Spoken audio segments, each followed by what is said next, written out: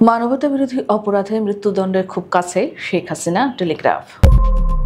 বাংলাদেশের সাবেক প্রধানমন্ত্রী শেখ হাসিনা বর্তমানে আন্তর্জাতিক অপরাধ ট্রাইব্যুনালে মানবতাবিরোধী অপরাধের অভিযোগে বিচারাধীন। অভিযোগ প্রমাণিত হলে তিনি মৃত্যুদণ্ডের মুখোমুখি হতে পারেন বলে জানিয়েছে প্রসিকিউশন। ব্রিটিশ গণমাধ্যম দ্য টেলিগ্রাফ এক প্রতিবেদনে জানিয়েছে, ৭৮ বছর বয়সী শেখ হাসিনা, যিনি ব্রিটিশ লেবার পার্টির এমপি টিউলিপ সিদ্দিকের খালা, তার বিরুদ্ধে অভিযোগ আনা হয়েছে ২০২৪ সালের জুলাই মাসে সরকার বিরোধী আন্দোলন দমন করতে প্রাণঘাতী বল প্রয়োগের নির্দেশ দেওয়ার জন্য। জাতিসংঘের মানবাধিকার সংস্থা জানিয়েছে, ওই অভিযোগে প্রায় ১৪০০ মানুষ নিহত হন।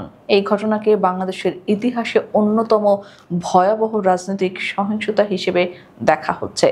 আন্দোলনের সূচনা হয়েছিল মুক্তিযোদ্ধা কোটার বিরুদ্ধে ছাত্র জনতার বিক্ষোভ থেকে, যা অল্প সময়ের মধ্যেই সারা দেশে ব্যাপক সরকার বিরোধী আন্দোলনে রূপ নেয়। পরিস্থিতি এতটাই ক্ষিপ্ত হয়ে ওঠে যে ৫ আগস্ট শেখ হাসিনা হেলিকপ্টারে পালিয়ে ভারতে যান। কিছুক্ষণের মধ্যে বিক্ষুব্ধ জনতা তার সরকারি বাসভবনে হামলা চালায় এবং ঢাকার ব্যস্ত এলাকায় নিরাপত্তা বাহিনীর গুলিতে অন্তত ৫২ জন নিহত হন। প্রসিকিউটর ময়নুল করিম জানান, শেখ হাসিনার বিরুদ্ধে phone record, audio, video clip এবং প্রত্যক্ষদর্শীদের জবানবন্দি আদালতে উপস্থাপন করা হয়েছে। তার ভাষায়, এই মামলার প্রমাণ এতটাই শক্তিশালী যে সন্দেহাতীতভাবে প্রমাণ করা যাবে এই হত্যাকাণ্ডগুলোর সরাসরি আদেশ এসেছে শেখ হাসিনার কাছ থেকেই। অভিযোগ আরও বলছে, নিহত বিক্ষোভকারীদের মরদেহ পুড়িয়ে ফেলার এবং আহতদের চিকিৎসা থেকে বঞ্চিত রাখার নির্দেশও শেখ হাসিনা দিয়েছিলেন। তবে শেখ হাসিনা সমস্ত অভিযোগ অস্বীকার করেছেন বিভিন্ন সময়। এছাড়াও সাবেক স্বরাষ্ট্রমন্ত্রী আসাদুজ্জামান খান এবং সাবেক পুলিশ প্রধান চৌধুরী আব্দুল্লাহ আল মামুনও এই মামলার অন্তর্ভুক্ত। মামুনকে ইতিমধ্যে গ্রেপ্তার করা হয়েছে এবং তিনি আদালতে স্বীকারোক্তিমূলক জবানবন্দি দিয়েছেন, যেখানে বলা হয়েছে শেখ হাসিনার নির্দেশেই হেলিকপ্টার, ড্রোন এবং আধুনিক অস্ত্র ব্যবহার করে বিক্ষোভ দমন করা হয়।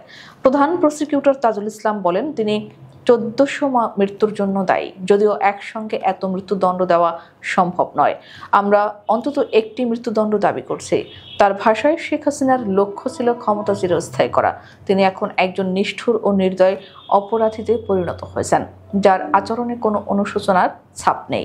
বর্তমানে শেখ হাসিনা ও আসাদুজ্জামান খানের অবস্থান সম্পর্কে নিশ্চিত কোনো তথ্য পাওয়া না গেলেও ধারণা করা হচ্ছে তারা ভারতে পালিয়ে রয়েছেন। উল্লেখ্য, ছাত্র জনতার অভ্যুত্থানে ক্ষমতাচ্যুত সরকার ও সেই সময়ের ক্ষমতাসীন দল আওয়ামী লীগের শীর্ষ নেতৃত্বের বিরুদ্ধে গুরুতর মানবাধিকার লঙ্ঘনের প্রমাণ পেয়েছে জাতিসংঘের তথ্যানুসন্ধান দল। স্বৈরাচারী সরকার নিরাপত্তা বাহিনী, গোয়েন্দা সংস্থা এবং দল ও সহযোগী সংগঠনগুলোকে যুক্ত করে মাত্রাতিরিক্ত বল প্রয়োগ করেছে।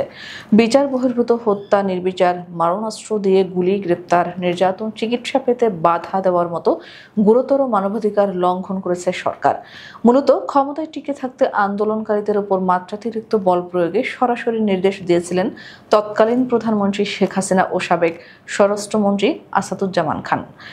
বাংলাদেশ ২০২৪ সালের ১ জুলাই থেকে ১৫ আগস্ট সংঘটিত ঘটনা প্রবাহ বিশ্লেষণ করে জাতিসংঘের মানবাধিকার বিষয়ক হাই কমিশনারের দপ্তরের তথ্যানুসন্ধান প্রতিবেদনে এ চিত্র উঠে এসেছে।